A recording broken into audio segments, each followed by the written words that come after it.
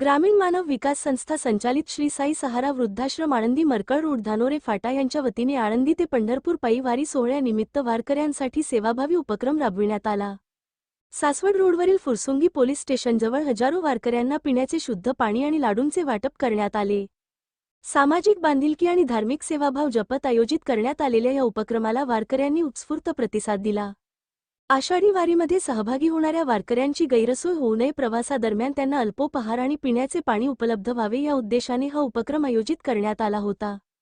उन्हाचा तडाखा आणि लांबचा पायी प्रवास लक्षात घेऊन वारकऱ्यांची सेवा करण्याचा प्रयत्न संस्थेच्या पदाधिकाऱ्यांनी आणि स्वयंसेवकांनी केला।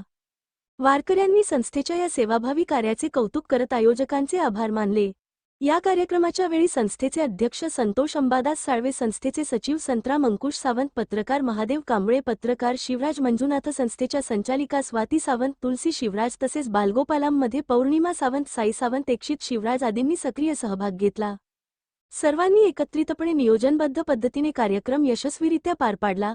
धार्मिक परंपरेसोबत समाजसेवेचा संदेश देणारा हा उपक्रम वारकरी संप्रदायाच्या सेवाभावाची जपणूक करणारा ठरला। भविष्यातही अशा सामाजिक व धार्मिक उपक्रमांद्वारे समाजसेवेचे कार्य अधिक व्यापक स्वरूपात सुरू ठेवण्याचा निर्धार संस्थेच्या पदाधिकाऱ्यांनी व्यक्त केला।